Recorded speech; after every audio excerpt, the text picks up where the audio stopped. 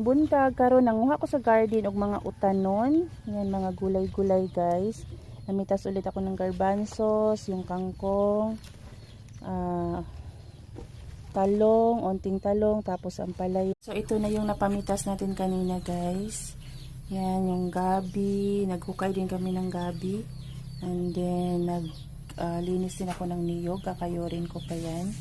So ito na yung ating kangkong, alugbati, malunggay, talong, garbanzos.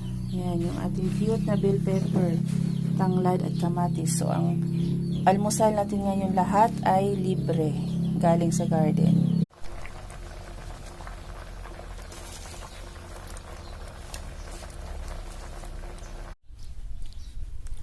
Tanim pa more.